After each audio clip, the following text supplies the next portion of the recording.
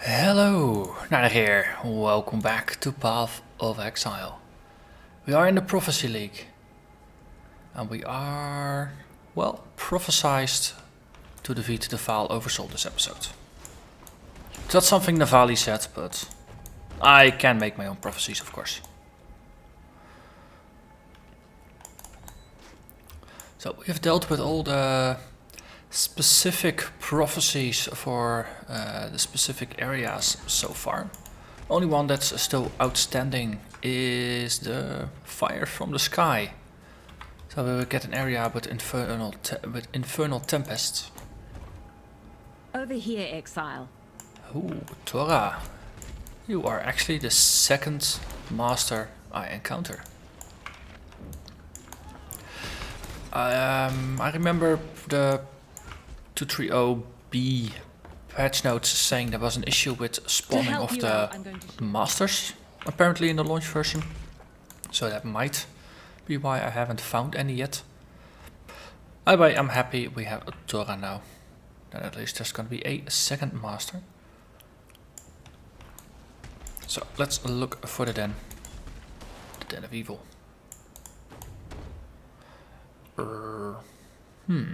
So we have to go all the way around then? Looks like it. I have to see how the layout of this level goes specifically. It's only the caverns. Oh wait. It's the caverns. Is that implying that it might be a backtracking mission? That would be rather unfortunate. That was fun. Oh, also I made a couple of gear upgrades and we now have faster casting on our Frostbolt. And as a result, my mana pool is less happy with me than before. But we shoot out more Frostbolts than ever before as well. Currently putting out 464 DPS with a +1 level wand that is now 3 linked. I just paid a fuse. You can buy them for 4 of the other things, so pretty good.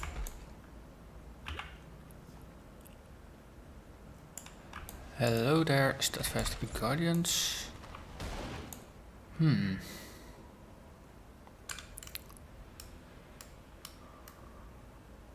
I spent enough time in town that the area actually reset.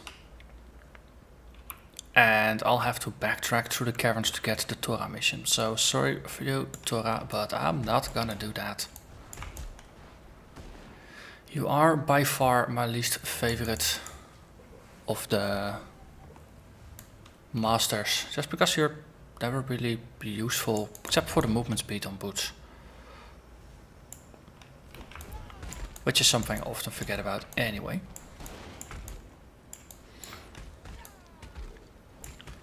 Maybe if I play more bow wielding characters that Torah might become relevant, but till I do, she's not really. Also, I accidentally disabled my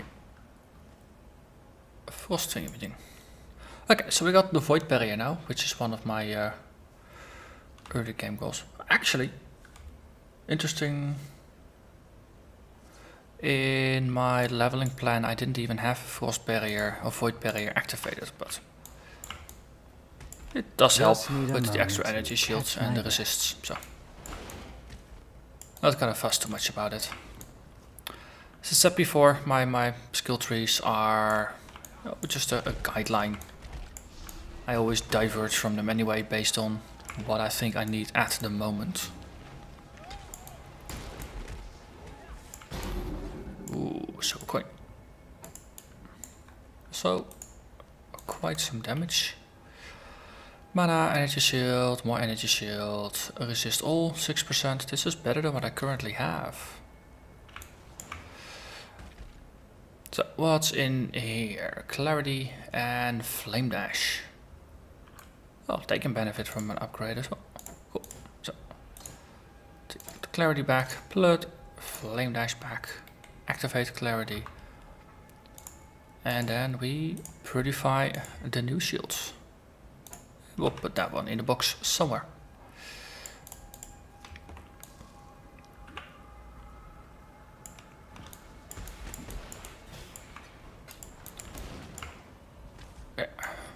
It would be nice if you could actually apply the microtransactions, not even specifically to items, but just to slots on your character.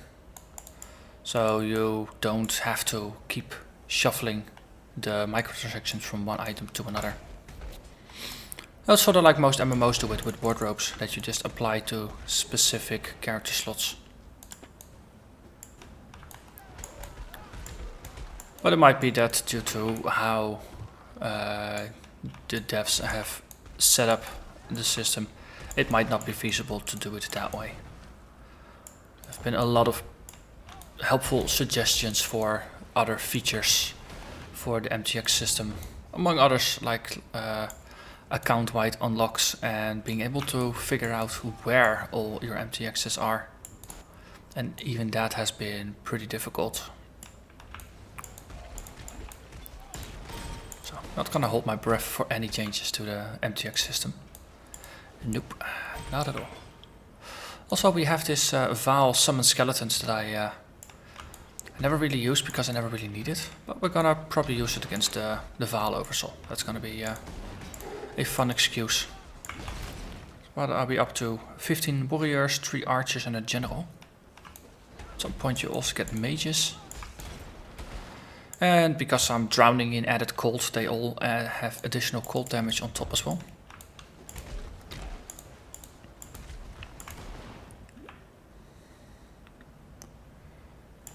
Let's see.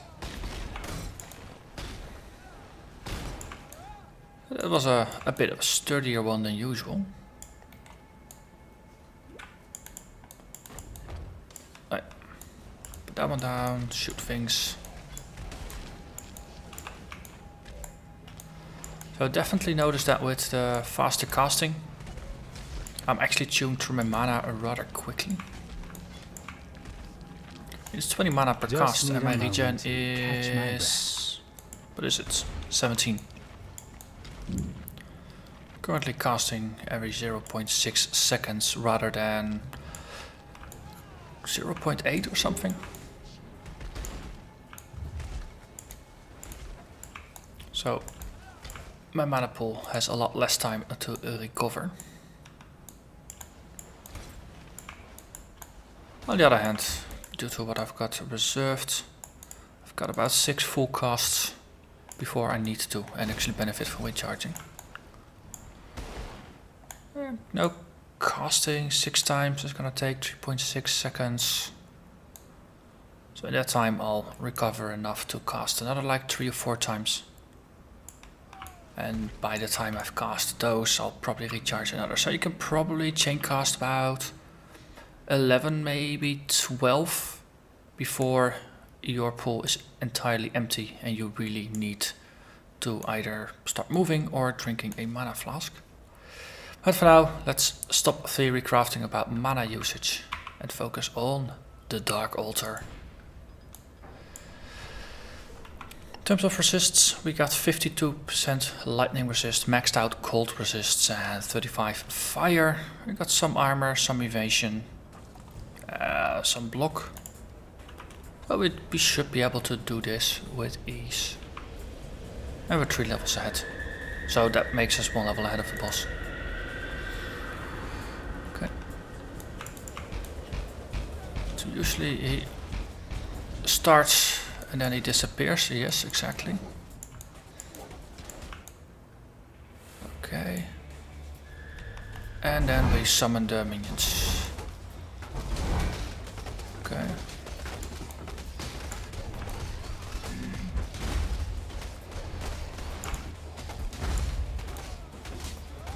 Wait, I got Flame Dash. I don't even need to run away. But that was about as easy as I was expecting it to be. Which is good. Also, we dropped 4 links because level 23 boss is +2, so that makes it level 25 items. And that is Act 3 unlocked. As the next assassin, but that was overdue. And we get It's so good to be Fire back. Tempests. So was this the one that actually gave you benefits? No, it just casts fiery spells nearby. And the side effect, of course, is 30% increased items found and 30% increased rarity. So that is actually a good reason for me to do a clear of this area. It's not like it's a large area, so it is slightly wasted.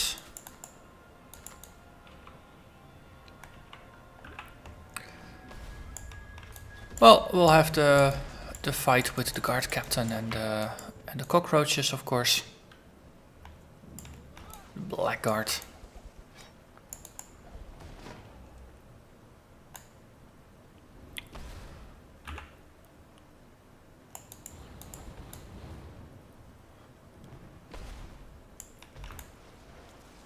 So the interesting thing about the tempests is that they apply both to me and to the enemies, if I remember correctly. So you can, yeah, see, I think one of them got killed by the tempest. Hello there, guard captain. Also I heard traps. There, random arrows, frostbolt. Well, already got a frostbolt, but sure, thank you. Also, splitter. I need more pockets. I'm full. Spiraled wand 18% to sockets. That's not good enough.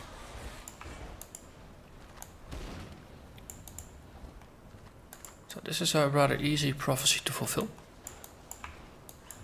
So hello. Hello. Yes, there you are. I was trying to wonder, like, are you not getting up? Hey. So we'll take a couple more minutes just to clear the extra outskirts here. 30% extra items and rarity means some interesting items might drop, and it's level 23. So the rares here are gonna drop level 25 base items.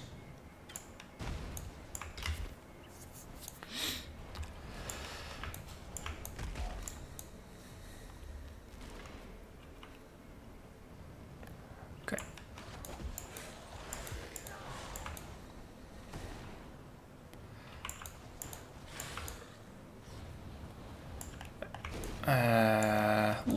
Bunch of blues.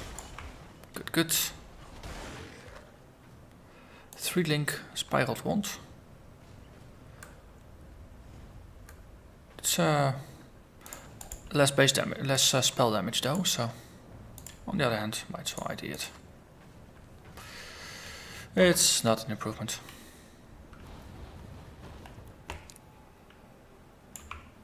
Okay, we cleared the upper edge, so sign it is.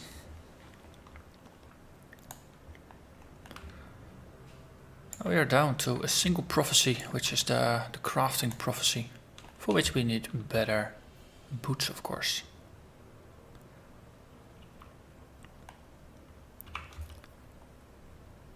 So let's say hello. Our paths meet in the shell of a long dead snail. An empire slow to see where its path was taking it. Built on the husk of another, and destined to be buried time and time again. This city will see great things yet, Exile. But not in your lifetime. Aw. Why not? Oh, we get another prophecy. A hand scrolls on a wall, or carves into bone, a tale that undoes the world and teaches those who come after. That's cryptic. Lasting impressions. You will read something written long ago.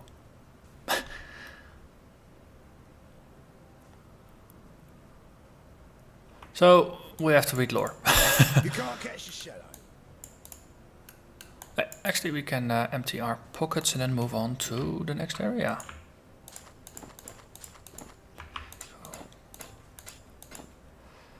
default state of all things is to be sold and then re-evaluated. 7 to 12 cold damage to spells is quite a bit. That's about half of what the +1 added cold damage does. Extra elemental damage, but it requires strength, which I don't have. And it doesn't have the +1 to cold damage spells. So that's unfortunate. It's a 4 link, but the base item is not enough energy shield, not enough life. So we will bide our time. Also sell that one. Stash all the things. And then we move on.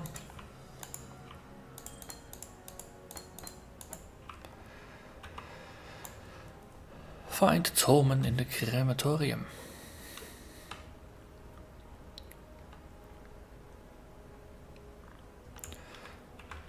So, yeah, we'll probably have to read the lore in the slums here. There's some graffiti on the walls, so that makes sense.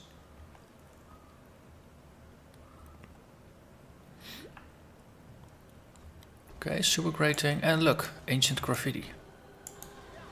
There's a ghost. Did it come out of the graffiti? Okay, not gonna catch it, too bad. Here. The Monkey King has built his throne on your back. A hand A throne of scrolls on a gold wall, and gem, all polished carves with into blood and bone. tear. A tale that Throw undoes off the the world Monkey King and teaches and his those who shining come privy after. Before your back is broken. So, that's a lot of ID scrolls, or wisdom scrolls.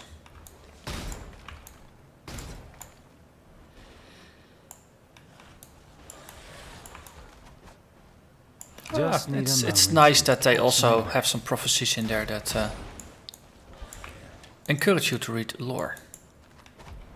Also, that was a 3 link rare. +1 to lightning, that's unfortunate. Would have been very nice with +1 cold. But now, unfortunately, it's just no good. No good to us at least. Okay. And that is another prophecy. So, if I'm doing the right thing, I probably ought to portal back to town before entering the crematorium. Or actually I can take the crematorium waypoint to town and then just start a new instance. That's probably better. Yeah. Or actually, we're just gonna go to town and pick up a new prophecy and then end the episode there. And then the time in between episodes is gonna be enough to reset the instance of the crematorium we opened naturally. Because time flies when you are chasing prophecies. Also, we got this. We are now gonna go after the blood drinker.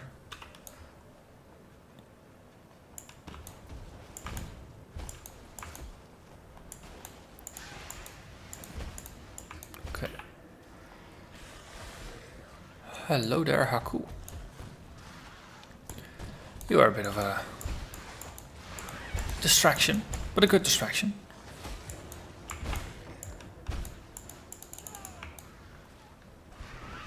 Okay. Good thing about Haku is that he never sends you back into a level that you've previously cleared. He's always standing next to the sub-level where he wants you to go. Really, really helpful in that regard. Ooh, another one. I like this area already. Talamoana, warrior. Talamoana. Oh, we have a timer. Which is fair, we can deal with that. We can do with timers. We have our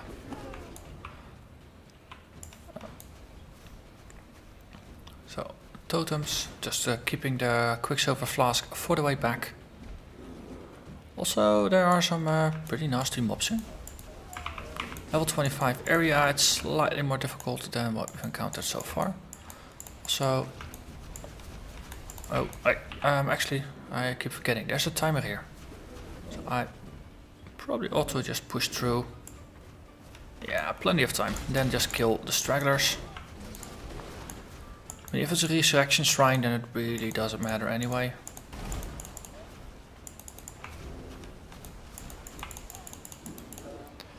So far I am resisting a lot of damage. I'm pretty beefy for this stage of the game. Boka!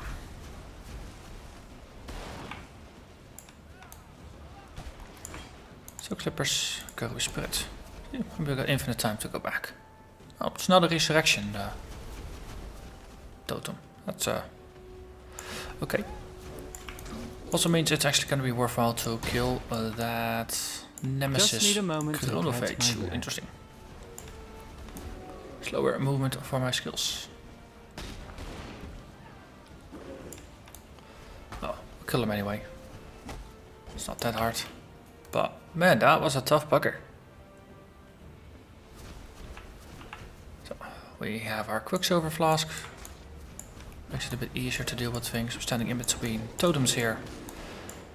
To kill the bears and move beyond. And daylight yet again. Hello Haku, level 2.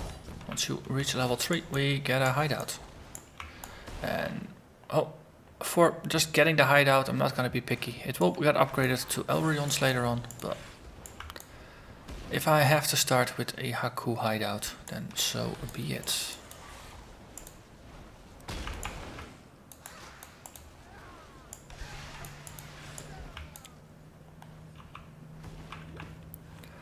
Ooh, hello there, Queen. Oh, wait, why am I even teleporting on top? I shouldn't. I really should unlearn that habit. This is not a melee build. It's a sturdy build, yes, but it's not a melee build, so let's not get any bad habits. If you see me in melee distance tanking mobs, then just realize I'm not setting a good example, I'm setting a bad example, and I have some bad habits to unlearn. Okay, so that guy is not coming, so I need to beat the decoy. And silver coin, thank you for rewarding me for that effort. Right. Boom. Boom.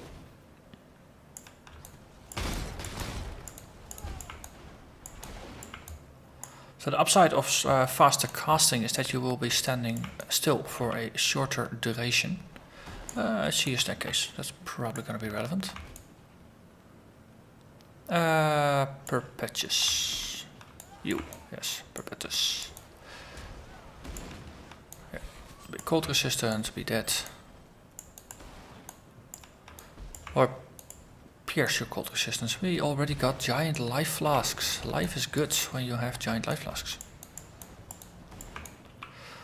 Also, am I completely in the wrong spot, or are things just nested together?